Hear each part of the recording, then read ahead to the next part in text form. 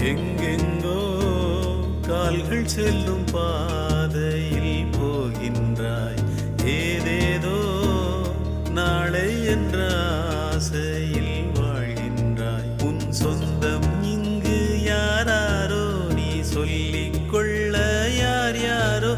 நீ வாழும் வாழ்வில் அர்த்தம் என்ன என்றே நீ சொல்லு. எங்கெங்கோ கால்கள் செல்லும் பாதை